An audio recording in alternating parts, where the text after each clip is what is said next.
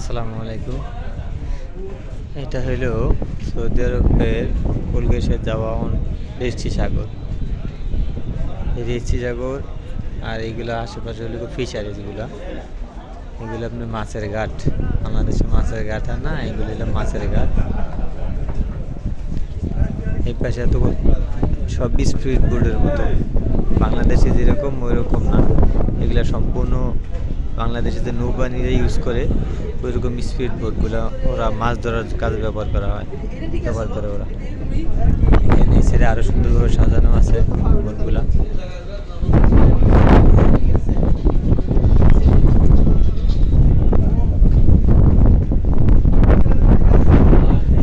Speed বোটগুলো রাখা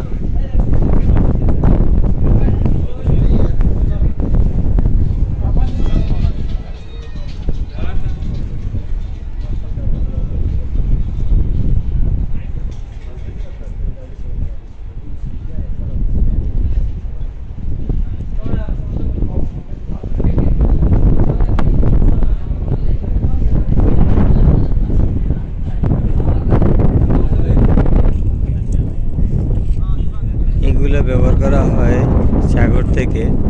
এই চুলগুলো উঠানো এবং নামানোর কাজে ব্যবহার করা হয়। এইগুলো উঠানো নামানোর কাজে ব্যবহার করা হয় মাছঘাটে। মাছঘাট থেকে মাছ কিনে নিয়ে যেতেছে মুরব্বী। এরকম মাছঘাট, এই যে বোটগুলা সবকিছু অনেক সুন্দরভাবে সাজানো। বাংলাদেশে যেমন মাছের আড়ত দিয়ে যাইতে গেলে অনেক ময়লা আবর্জনা চারপাশে ছিটানো থাকে, এদিকে এরকম না, একদম নিট অ্যান্ড ক্লিন রাখে সব পরিপাটি। এখানে সব কিছু পরিপাটি, আপনি কোথাও কোনো ময়লা দেখবেন না ওভাবে করে, একদম সুন্দরভাবে পরিপাটি রাখে। এই যে মাছঘাটের ভিতরের বাহিরের অংশ, কোনো ইয়া নাই।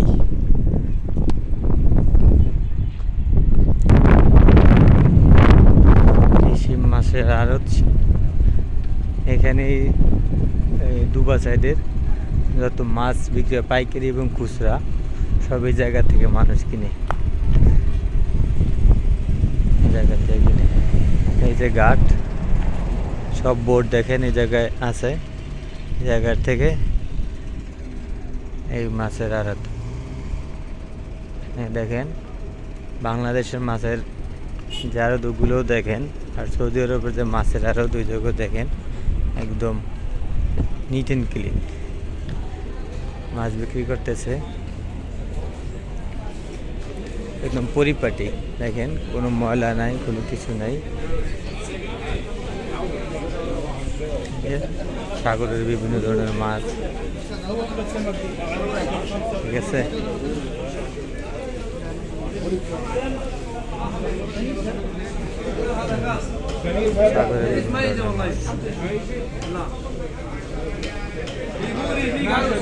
ভিতরে কাটিং করতেছে, ওই জায়গা থেকে যদি আপনি মাছ কিনেন, মাছ কেটে নিতে চান ওই জায়গায় দিলে ওরা কেটে দিবে।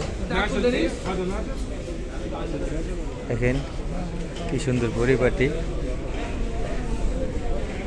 কোনো ময়লার সিস্টেম নেই এখানে, আপনি ময়লা রাখতে পারবেন না কোনোভাবেই। মাছ ক্রয় বিক্রয় যেই করবো কেউ এই জায়গায় ময়লা করতে পারবে না, পরিবেশ নষ্ট করতে পারবে না। পরিবেশ সুন্দরভাবে সুশৃঙ্খলভাবে সাজিয়ে রাখতে হবে।